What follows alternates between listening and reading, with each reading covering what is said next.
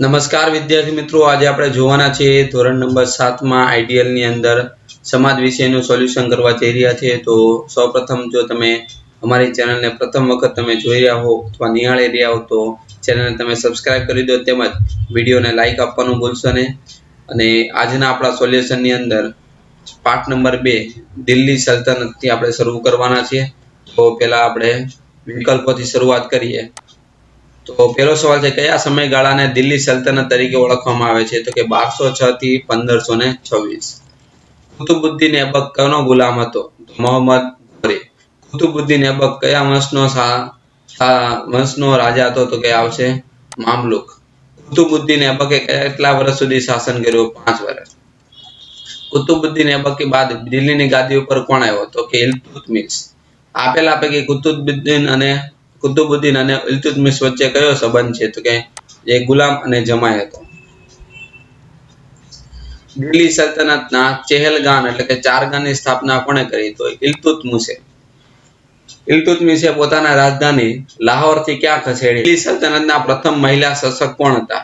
તો રઝિયા સુલતાના। રઝિયા સુલતાના અને તેના ભાઈઓ હતા કાબિલ અને સક્ષમ માનનાર ઇતિહાસકાર કોણ છે? તો મિનાજ-એ-સિરાજ। રઝિયા સુલતાનના અવસાન બાદ દિલ્હીમાં કેટલા વર્ષ સુધી અંધાધુંધી ચાલી? તો 6 વર્ષ। રઝિયા સુલતાનના બાદ દિલ્હીની ગાદીએ કોણ બેઠું? તો નાસરુદ્દીન। ઇલ્તુત્મિશના પુત્ર નાસરુદ્દીન દિલ્હી પર કેટલા વર્ષ શાસન કર્યું? તો 21 વર્ષ। ગયાસુદ્દીન બલ્બને ઇલ્તુત્મિશ દ્વારા બનાવેલો કયો કિલ્લાનો નાશ કરાયો? એના પછી ગયાસુદ્દીન બલ્બનો કેટલા વર્ષ સુધી શાસન કર્યા? 22 વર્ષ। ખલજી વંશના શાસનની શરૂઆત કોણે કરી? જલાઉદ્દીન ખલજીએ। દિલ્હીમાં ખલજી વંશ બાદ કયા વંશની સ્થાપના થઈ? તો કે તુગલક વંશ। નીચે આપેલા પૈકી કયા અભાવને કારણે મુહમ્મદ બિન તુગલકની યોજના નિષ્ફળ ગઈ? આયોજનબદ્ધ અમલીકરણ। દિલ્હીના કયા શાસકની યોજના તરંગી યોજના તરીકે ઓળખાય? તો મોહમ્મદ તુગલક। મોહમ્મદ તુગલક બાદ દિલ્હીની ગાદીએ બેસનાર ફિરોઝ શાહ તેનો શું છે? પિતરાઈ હતો। આપેલા પૈકી કયા સમયમાં તૈમુર લંગે દિલ્હી ઉપર આક્રમણ કર્યું? તો 1398 થી 99માં। સૈયદ વંશ બાદ કયા વંશની સ્થાપના કરી હતી? તો કે લોધી વંશ। બહલોલ લોધી સલ્તનતનો પ્રથમ શું હતો? અફઘાન શાસક હતો। પાણીપતનું પ્રથમ યુદ્ધ કયા વર્ષે લડાયું? તો 1526। સલ્તનત શાસન વ્યવસ્થામાં સુલતાનોનો પ્રધાનમંત્રીને શું કહેવાતા? તો કે વઝીર।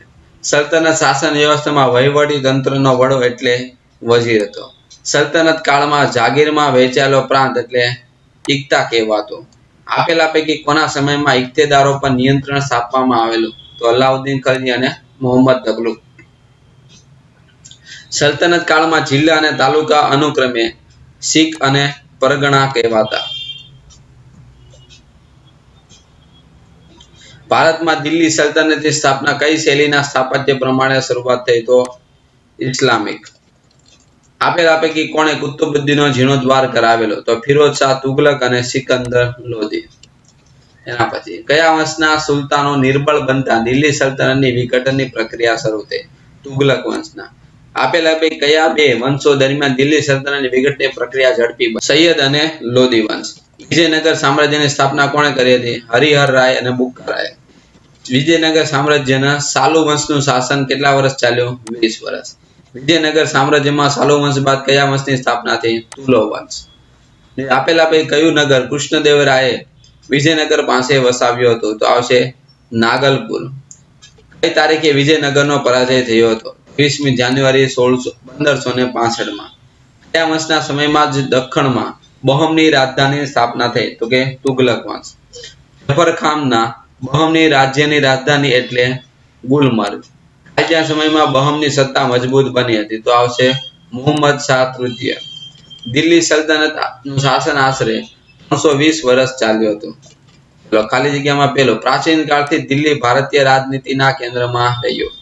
ઇલ્તુત્મિશે પોતાની કાબિલ પુત્રી રઝિયાને પોતાના ઉત્તરાધિકારી તરીકે જાહેર કરી। નાસરુદ્દીન બાદ દિલ્હીની ગાદીએ બેસનાર કોણ હતો? ગયાસુદ્દીન બલ્બન। એના પછી ચોથું છે, મોહમ્મદ બિન તુગલકે રાજધાનીનું સ્થળાંતર દિલ્હીથી ક્યાં કર્યું? દૌલતાબાદ કરેલું। લોધી વંશનો અંતિમ બાદશાહ કયો હતો? ઇબ્રાહિમ। બાબરનો વિજય થતા દિલ્હીમાં મુગલ શાસનની શરૂઆત થઈ। દિલ્હી સલ્તનતમાં શાસન વ્યવસ્થાના કેન્દ્રમાં સુલતાન હતો. સલ્તનત કાળમાં પ્રાંતને જાગીરમાં વહેંચવામાં આવ્યો. ઢાઈ દિન કા ઝોપડા એ અજમેરમાં આવેલું અજમેર શહેરમાં આવેલું છે. તિરીનગર એ અલાઉદ્દીન ખલજીએ વસાવ્યું. તૈમૂર ના આક્રમણથી સલ્તનત શાસનની સ્થિતિ વધુ વણસી હતી. હરિહર રાય અને બુક્કારાયે તુંગભદ્રા નદીના કિનારે વિજયનગરની સ્થાપના કરેલી. અહમદે રાજધાની ગુલમર્ગથી બીડર તરફ ખસેડી. મોહમ્મદ શાહ બહમની બીજાનો વજીર કાસિમ બદીર હતો. એના પછી 1526 ઇબ્રાહિમ લોધીના શાસનનો અંત સાથે દિલ્હી સલ્તનતનો અસ્ત થયો. દિલ્હી સલ્તનતનો અંતિમ શાસક હતો ઇબ્રાહિમ લોધી. ચલો, પ્રશ્ન નંબર 3 છે ખરા ખોટા. તો અહીંયા દરેકના પ્રશ્નના તમને વિધાનના સાથે ખરા ખોટા તમને આપેલા છે. તો દરેક વિદ્યાર્થી નમ્ર વિનંતી છે કે તમે વિડીયોને પોઝ કરી અને તેમાં ખરા ખોટા તમે તમારી આઈડિયલની અંદર તમે નોટ ડાઉન કરી લો. એટલે એના પછી આગળ વાત કરીએ આપણે.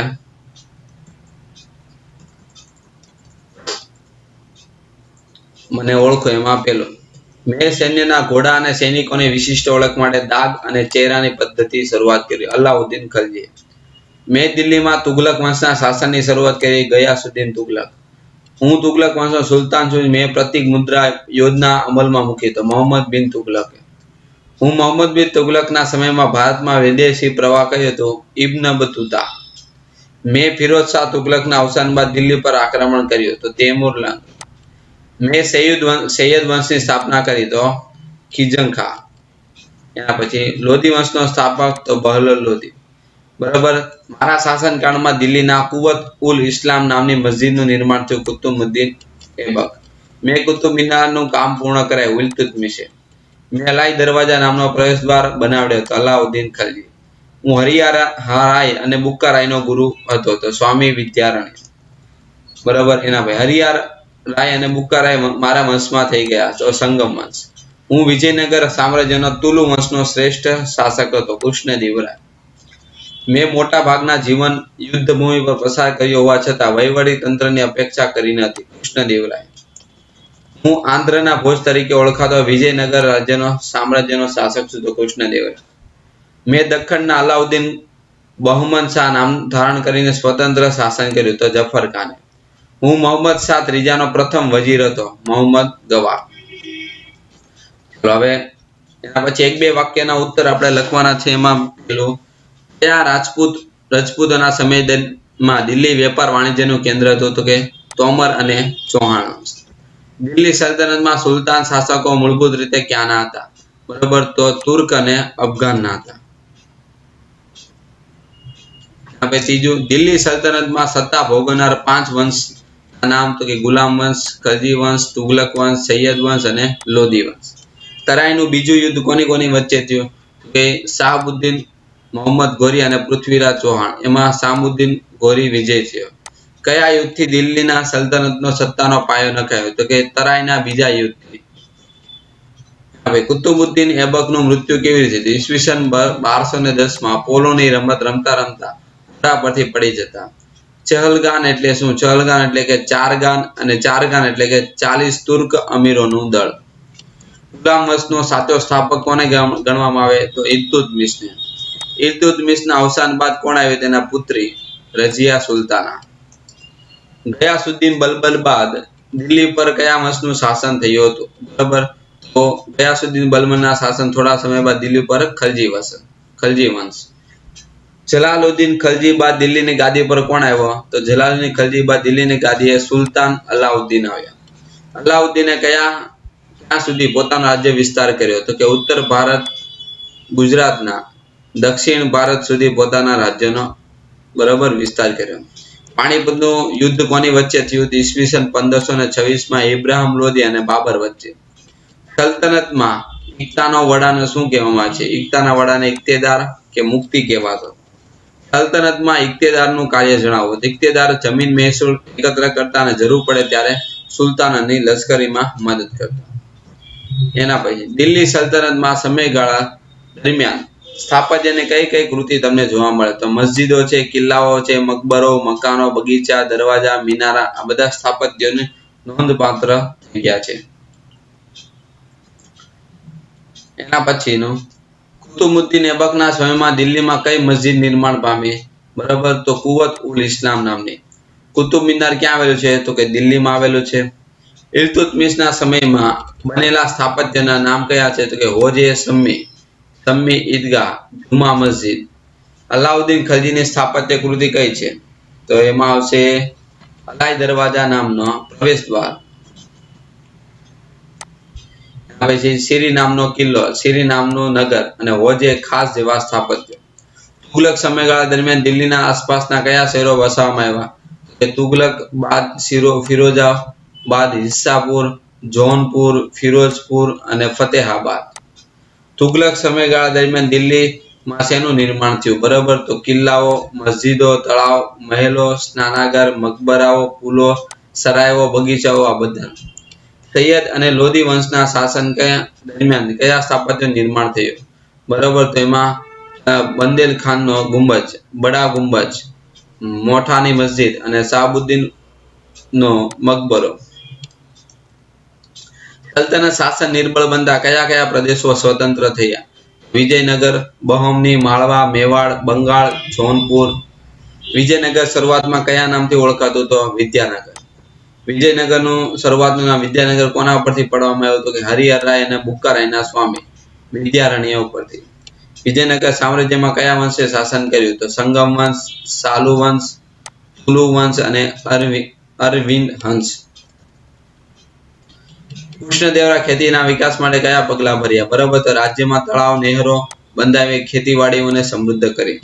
કૃષ્ણદેવરાય કઈ રીતે પ્રજાનો પ્રેમ મળ્યો? તો કે તળાવ અને નહેરો ખેદાવી અને ખેતીવાડીને સમૃદ્ધ કરી તથા કેટલાક અયોગ્ય વેરાઓ નાબૂદ કરીને પ્રજાનો પ્રેમ એને મેળવ્યો. કૃષ્ણદેવ કઈ બે ભાષામાં ગ્રંથો લખ્યા? તો સંસ્કૃત અને તેલુગુ ભાષામાં.